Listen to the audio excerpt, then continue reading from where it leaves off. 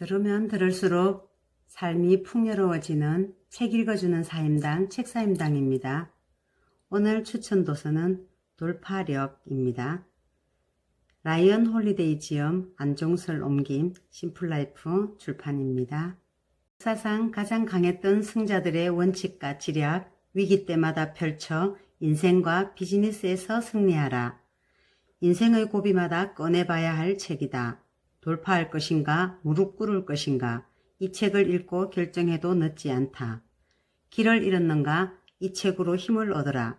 스토아 철학을 이토록 쉽고 현실적으로 설명한 책은 처음이다. 강력한 철학으로 무장한 사람은 흔들리지 않는다. 이 책으로 가장 강력하고 빠르게 인생을 바꾸는 방법을 발견했다. 어떤 역경에도 흔들리지 않는 최고의 마음 단련법이다. 이렇게 이 책에서 얘기합니다. 지연이 소개를 하겠습니다. 라이언 홀리데이는 미디어 전략가이자 베스트셀러 작가이다. 19세에 대학교를 자퇴하고서 권력의 법칙을 쓴 로버트 그린의 제자가 되었으며 많은 베스트셀러 저자들뿐만 아니라 구글, 테이저, 컴플렉스 등의 자문을 제공해왔다. 지연 책으로는 에고라는 적, 그로스 해킹 등이 있다. 이 책 돌파력은 동서고금을 통해 가장 널리 읽히는 명상록의 철학을 현대 사례에 접목한 책으로 눈앞에 닥친 장애물을 돌파해 인생의 새로운 길을 발견하는 방법을 알려준다. 2014년 출간과 동시에 미디어 전문가, 기업 CEO, 리더, 정치가들 사이에서 큰 인기를 끌었으며 스토아 철학의 진수를 보여주는 인생 필독서라는 찬사와 함께 세계 각국의 번역 출간 롱셀러로 자리 잡았다. 이 책의 차례를 한번 보겠습니다. 파트 1 인식 단계의 원칙, 어떻게 받아들이고 판단할 것인가. 이 중에서 감정에 휘둘리지 마라를 읽어드리겠습니다. 파트 2 행동 단계의 원칙, 신중하되 가감하게 나아가라. 이 중에서 통하는 방법을 찾으라. 읽겠습니다. 파트 3 인생 단계의 원칙, 파트 3 의지 단계의 원칙, 운명을 바꾸는 가장 강력한 무기, 내면의 힘, 이 중에서 다음 라운드를 준비하라 읽어드리도록 하겠습니다. 자, 이제 책 속으로 들어가겠습니다. 이 책을 시작하며 지금 당신을 가로막는 장애물은 무엇인가? 당신 앞에 뭔가 가로막고 있다. 정말이지 짜증나고 불행하고 골치 아프고 예상치 못했던 문제가 떡하니 버티고 앉아 당신을 막고 있다. 제발 일어나지 않기를 남몰래 기도했던 사태가 벌어지고 만 것이다. 이제 어떻게 할 것인가? 부패한 정치, 불합리한 제도, 높은 실업률, 치솟는 교육비, 악화된 자연환경이 우리를 위협한다. 예상치 못한 재난이 사랑하는 이를 앗아가기도 하고 각종 법률과 규제가 앞길을 가로막기도 한다. 도전하기에는 나이가 너무 많다고 느낄 수도 있고 충분한 돈과 지원이 없어서, 키가 너무 작아서, 밀어줄 사람이 없어서 또는 책임질 가족이나 자신감 부족에 발목을 잡히는 사람들도 많다. 맘먹고 뭔가 해보려 하면 방해물이 기다렸다는 듯 나타나 길을 막아선다. 마치 보이지 않는 누군가가 당신을 상자 속에 집어넣고 베개로 짓누르는 느낌이 든다. 그때마다 당신, 아니 대다수 사람들이 하는 일은 비슷하다. 아무것도 하지 않는 것, 할 수만 있다면 도망치거나 외면하는 것. 아니라고? 미안하지만 이것은 어느 정도 사실이다. 상사를 비난하고 나빠진 경제 상황과 정치를 탓하거나 타인에게 책임을 돌리며 혹은 스스로를 실패자로 규정하거나 작은 목표마저 실현 불가능한 것으로 쉽게 못 박아 버린다. 장애물 속에 기회가 있다. 옛 이야기를 하나 소개한다. 어느 임금이 백성들이 점점 나약해지고 타성에 젖어가는 것 같아 근심을 하던 중 그들에게 한 가지 교훈을 주기로 마음먹었다. 그는 대로 한복판에 커다란 바위를 갖다 놓고 도시를 드나드는 사람들의 출입을 막아버리게 했다. 그리고는 근처에 숨어서 백성들의 반응을 지켜보았다. 어떤 일이 벌어질까? 백성들이 힘을 합쳐 이 바위를 치울까? 아니면 낙담해서 그냥 발걸음을 돌릴까? 임금은 이 난관과 마주친 백성들이 예외 없이 그냥 돌아서는 것을 보고 실망을 금치 못했다. 기껏해야 바위를 치우려고 애쓰는 척하다 이내 포기해버리는 사람들이 대다수였다. 불평을 늘어놓거나 임금에게 비난을 돌리거나 이 일을 어떻게 하면 좋으냐고 발을 동동 구르거나 자신의 불운을 탓하는 사람들도 있었지만 정말로 뭔가 현실적인 대책을 마련하려고 노력하는 사람은 아무도 없었다. 며칠 후 한동무가 나타났다. 그는 쉽사리 포기하지 않았다. 바위를 치워보려고 있는 힘을 다했지만 바위는 꿈쩍도 하지 않았다. 그때 농부는 한 가지 묘수가 떠올랐다. 그는 근처 숲으로 들어가 사방을 뒤지기 시작했다. 지렛대로 쓸만한 나뭇가지를 찾는 것이다. 이었고 그는 커다란 나뭇가지를 지렛대로 만들어 길을 가로막은 바위를 굴려냈다. 바위 밑에는 금화가 가득한 주머니와 함께 임금이 쓴 쪽지가 한 장 놓여 있었다. 모든 장애물 속에는 더 나은 현실을 만들 기회가 숨어 있다는 사실을 잊지 말라. 파트 1. 인식 단계의 원칙. 어떻게 받아들이고 판단할 것인가. 인식은 우리를 둘러싸고 벌어지는 일들을 바라보고 이해하는 방식, 또한 우리가 그 사건들이 어떤 의미인지 판단하는 방식이다. 어떻게 인식하느냐에 따라 강력한 힘의 원천이 될 수도 있고 반대로 엄청난 무기력이 원천이 될 수도 있다. 감정적이고 주관적이고 근시안적으로 사태를 바라보면 문제가 더욱 복잡해질 뿐이다. 주변의 소용돌이에 휩쓸리는 사태를 방지하기 위해서는 무분별한 열정이 우리의 삶을 좌우하지 못하도록 단속할 필요가 있다. 부정확한 상황 판단을 예방하고 믿을 만한 신호와 그렇지 못한 것을 구분하며 선입견과 기대치, 두려움을 걸러내기 위해서는 일정한 기술과 훈련이 필요하다. 남들이야 흥분을 하건 두려움에 사로잡히건 상관없이 우리는 끝까지 침착함을 유지해야 한다. 지극히 단순하고 객관적인 시선으로 사물을 바라보고 좋든 싫든 있는 그대로의 진실을 발견하기 위해 노력해야 한다. 바로 이런 자세가 장애물과 맞서는 데 엄청난 도움을 주기 때문이다. 사실은 우리의 삶도 크게 다르지 않다. 장애물은 우리를 감정적으로 만들지만 장애물을 극복하고 살아남기 위해서는 그 감정을 다스릴 줄 알아야 한다. 어떤 일이 벌어지건 외부에서 어떤 요동이 일어나건 눈도 깜짝하지 않아야 한다. 그리스어에는 이런 태도를 표현하는 단어가 있다. 바로 아파테이아이다. 이것은 비합리적이거나 극단적인 감정이 배제된 차분한 평정심을 의미한다. 느낌 자체가 사라진 것이 아니라 해로운 것 혹은 도움이 되지 않는 감정이 사라진 상태이다. 부정적인 감정이 끼어들 여지를 주지 않는다. 이를테면 고맙지만 괜찮아요. 패닉은 감당할 수 없거든요. 라고 말하는 것과 같다. 대응책을 찾겠다고 허둥거리지 않고 전적으로 문제 해결에만 에너지를 집중하기 위해서는 동료와 혼란을 떨쳐버리는 기술을 체득해야 한다.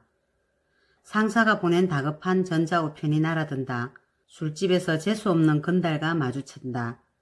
은행에서 융자를 취소하겠다는 전화가 걸려온다. 사고가 났다고 누군가 문을 두드린다. 케빈 더 베크는 두려움의 선물이라는 책에서 이런 질문을 던진다. 걱정이 생기면 스스로에게 물어보라. 인식 단계의 원칙 중에서 한 챕터 감정에 휘말리지 말라 읽겠습니다. 거대한 제국을 다스려야 하는가? 그대 자신부터 다스리라. 미국이 최초로 우주에 인간을 보내기 위해 경쟁에 매달리던 당시 우주 비행사를 훈련하면서 다른 무엇보다도 심혈을 기울인 점은 바로 절대 패닉에 사로잡히지 않는 법을 가르치는 것이었다. 사람이 패닉에 빠지면 실수를 저지르게 마련이다. 시스템을 무시하게 되고 절차와 규정을 외면하며 예정된 궤도를 벗어난다. 상황 대처에 문제가 생기고 사고력을 상실한다.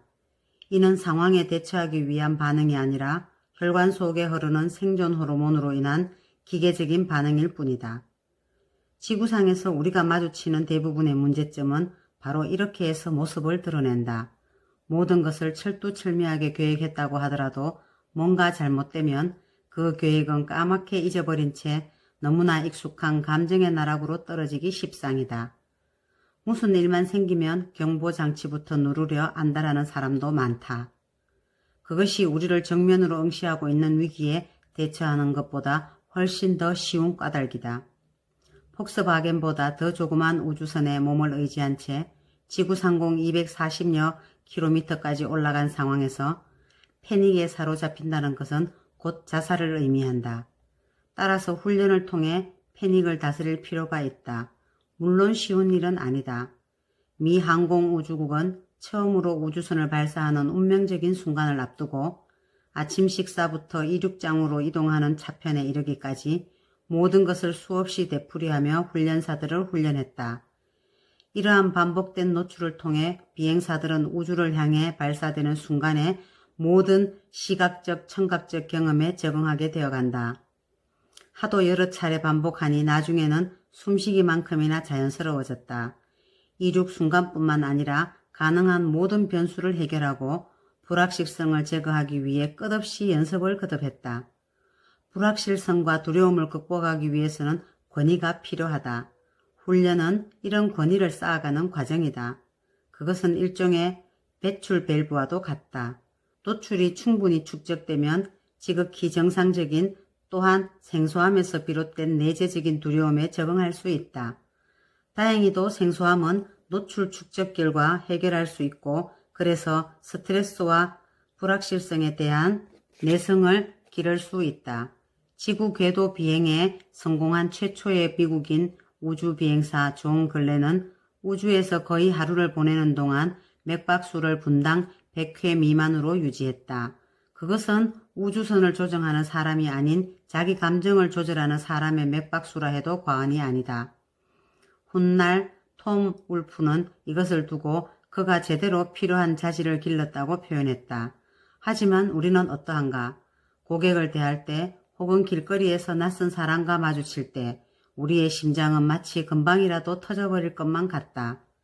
행여 대중 앞에서 연설이라도 하게 되면 심장이 오그라드는 것만 같다. 이럴 때 우리는 이것이 못난 자아의 응속이요 일종의 사치임을 깨달아야 한다. 우주에서는 감정을 어떻게 다스리냐에 따라 삶과 죽음이 판가름 난다. 엉뚱한 단추를 누른다. 계기판의 숫자를 잘못 읽는다. 연쇄 반응을 너무 빨리 시작한다. 이런 일이 단 한 번이라도 벌어졌다면 아폴로 계획은 성공할 수 없었을 것이고 그 결과는 감당하기 힘들 만큼 치명적이었을 것이다. 따라서 우주 비행사들에게 가장 중요한 것은 얼마나 숙련된 비행사인가가 아니라 얼마나 감정을 잘 조절할 수 있는가이다. 패닉에 사로잡히려는 충동을 뿌리치고 내가 바꿀 수 있는 일, 발등에 떨어진 과제를 해결하는 데에만 정신을 집중할 수 있을까? 이 질문의 답은 어떠해야 할까? 우주 비행사가, 군인들이, 의사들이, 그 밖에 여러 직업에 종사하는 사람들이 그러하듯 우리도 이렇게 대답할 수 있어야 한다. 아니, 나는 이런 상황에 대비한 훈련을 했고 나를 통제할 수 있어. 이런 대답은 어떨까? 아니, 나는 여전히 이성을 유지하고 있고 좌절해봐야 하나도 도움이 되지 않는다는 걸 잘 알아. 지금 이 순간 내가 대면하지 않으려고 선택한 게 뭐지? 성찰, 경각, 지혜 이런 것들을 외면한 채 걱정만 하고 앉아있느라 놓쳐버린 중요한 것이 무엇인가? 다르게 표현하면 이 질문은 이렇게 된다. 당황한다고 해서 더 많은 선택이 생기는가?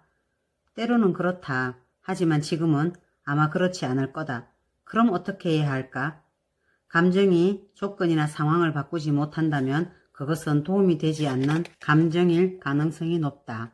오히려 해로울 감정일 가능성이 더 높다. 하지만 그래도 기분이 그런 걸 어떡하라고. 맞다.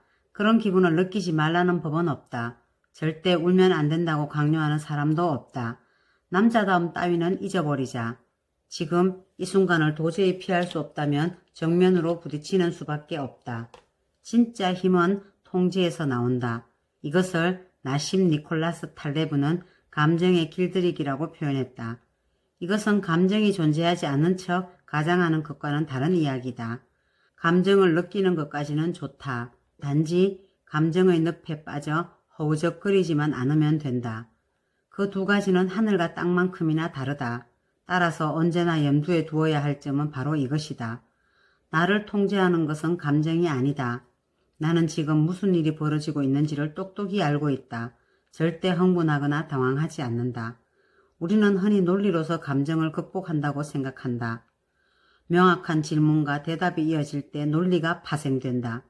충분한 질문과 대답이 축적되면 원인에 접근할 수 있다. 손해를 봤어. 하지만 사업을 하다 보면 가끔 손해를 볼 수도 있지 않나? 그렇지. 그 손해가 치명적인가? 꼭 그렇지는 않지.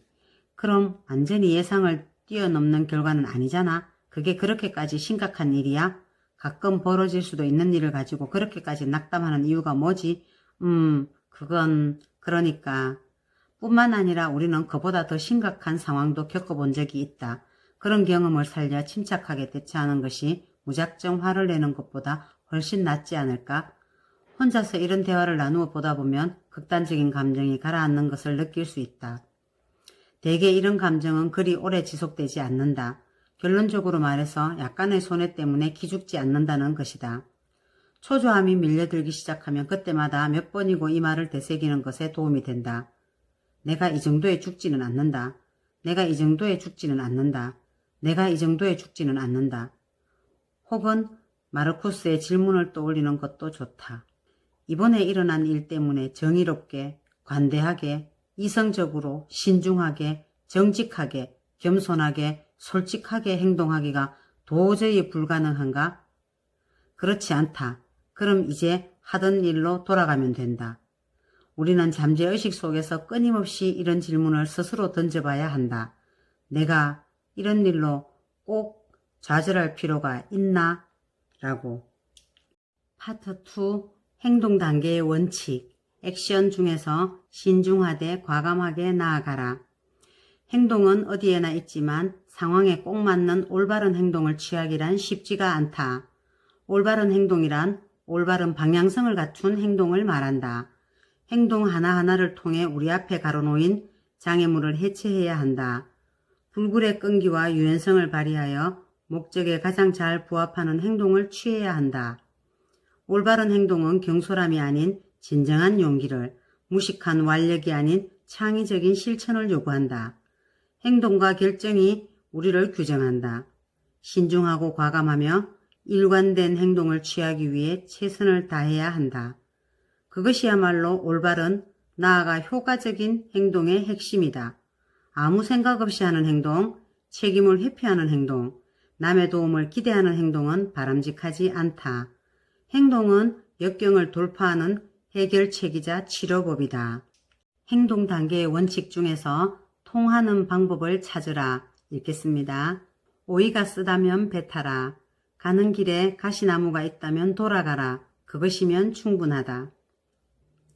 1915년 남미의 어느 깊은 밀림에서 서로 경쟁 관계에 있는 미국의 두 과일 회사가 정면 충돌을 일으켰다. 두 회사 모두 엄청난 가치를 지닌 20여 제곱킬로미터의 땅을 사들이기 위해 혈안이 되어 있었다. 문제는 그 땅의 소유권을 주장하는 현지인이 2명이라는 점이다.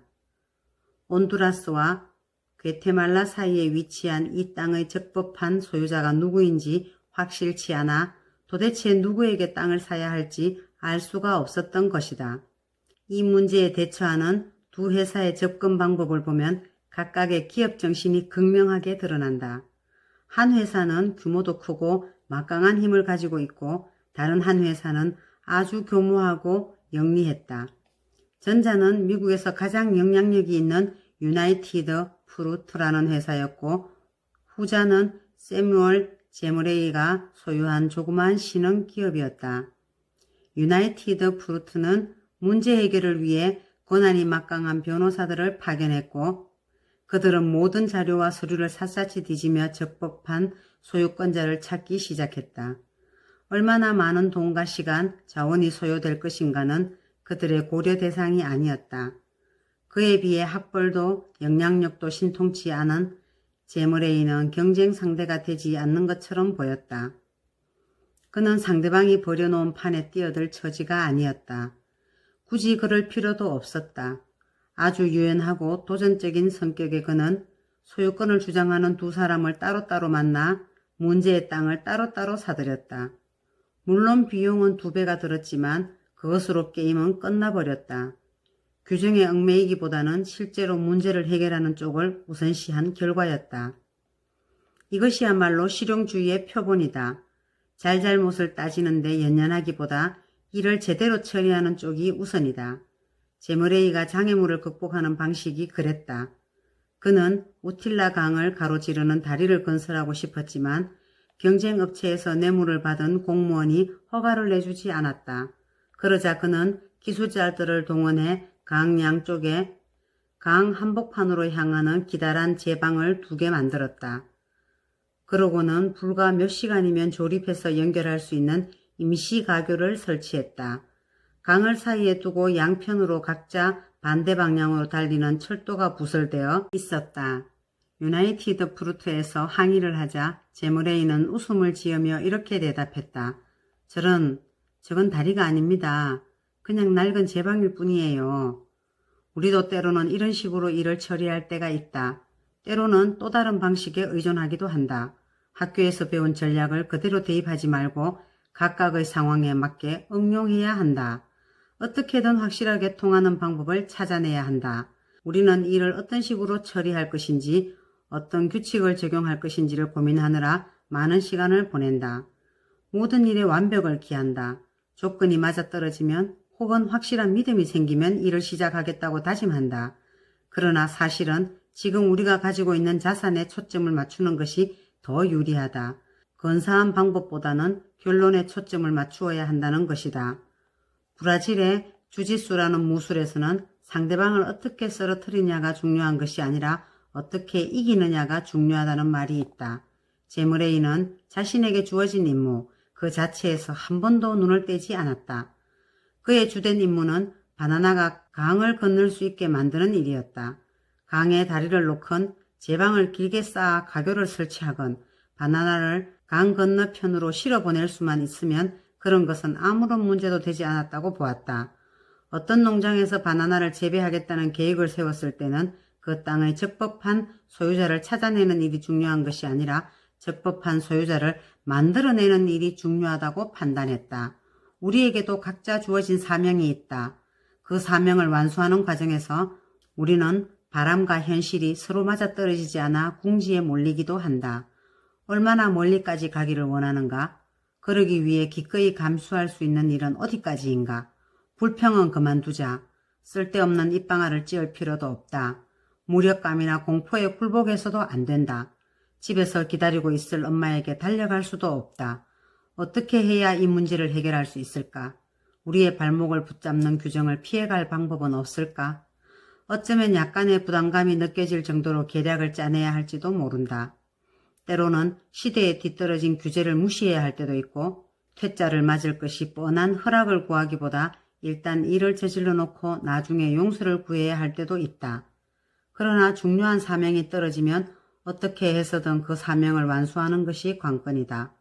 21살 시절에 리처드 라이트는 아직 세계적으로 유명한 문필가가 되기 전이었다. 이 가난한 흑인 청년은 무슨 일이 있어도 책을 읽어야겠다고 마음먹었다. 그렇다고 당장 도서관으로 박차고 들어가 닥치는 대로 책을 읽을 수 있었을까? 천만에 흑인 차별이 기승을 부리던 남부에서 어림도 없는 일이었다. 그 대신 그는 쪽지를 한 장 썼다. 친애하는 여사님, 이 검둥이 소년을 통해 맥켄의 책을 몇 권 보내주시겠어요? 라이트는 사서에게 이 쪽지를 보여주고는 훔친 도서관 카드로 다른 사람의 심부름을 온 척하고 책을 대출했다. 실용주의는 유연성이라는 측면에서도 현실주의와 많이 다르다. A에서 B까지 가는 데는 여러 길이 있다. 모든 길이 반드시 직선일 필요도 없다. 가야 할 곳으로 데려다 주기만 하면 된다. 하지만 완벽한 해결책을 찾기 위해 필요 이상으로 시간을 낭비하는 사람들이 너무 많다. 덩샤오핑은 이렇게 말한 적이 있다. 고양이가 검은색이든 흰색이든 쥐만 잘 잡으면 상관없다. 스토아 학파도 비슷한 명언을 남겼다. 플라톤의 공화국을 기대하지 마라. 그런 식의 완벽함을 찾기란 현실적으로 불가능하기 때문이다. 그 대신 주어진 여건 속에서 최선을 다하면 된다. 실용주의는 본질적으로 이상주의와 대립하는 것이 아니다. 최초로 아이폰은 충분히 혁신적이었지만 당시 애플이 마음만 먹으면 얼마든지 장착할 수 있었던 몇 가지 기능은 추가되지 않았다.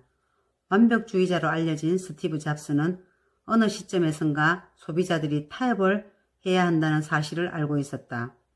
중요한 것은 해야 할 일을 제대로 완수하는 것이다. 급진적인 실용주의자들의 사고방식을 시도해 볼 필요가 있다.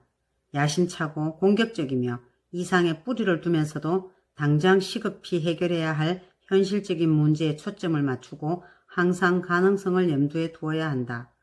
원하는 것을 가지려고 혹은 지금 당장 세상을 바꾸려고 욕심을 부릴 필요는 없지만 필요한 것을 모두 손에 넣겠다는 야심 정도는 가져야 한다. 사고의 폭을 좁히지 말고 그 대신 필수적인 것과 여분의 것을 잘 구분해야 한다. 완벽이 아니라 발전을 생각하라. 이런 성격의 힘이 가해지면 장애물은 와해되기 시작한다. 버틸 재간이 없다. 우리가 장애물을 있으나 마나한 존재로 만들어버리면 그것이 무슨 수로 저항을 하겠는가. 의지 단계에서 다음 라운드를 준비하라 읽겠습니다. 현재의 이 시간이 너에게 선물이 되게 하라. 자연의 위대한 법칙은 절대 멈추는 법이 없다는 것이다. 마지막 파트 3, 의지 단계의 원칙. 운명을 바꾸는 가장 강력한 무기, 내면의 힘. 의지는 외부 세계의 영향을 전혀 받지 않는 내면의 힘이다. 우리가 가진 최후의 무기인 셈이다. 행동이 주어진 상황에 대한 매개물이 있을 때 나타나는 현상이라면 그 매개물이 완전히 사라져버렸을 때 우리는 의지에 의존할 수밖에 없다. 아무리 애를 써도 바꿀 수 없는 부정적인 상황에 봉착할 때는 우리는 그것을 경험의 기회로, 남들에게 위안을 주는 기회로 바꿀 수 있다. 그것이 바로 의지력이다. 그러나 의지력은 저절로 생기지 않는다. 역경과 시련을 극복할 수 있도록 준비해야 하고 캄캄한 암흑기에도 희망을 잃지 않는 마음가짐을 터득해야 한다.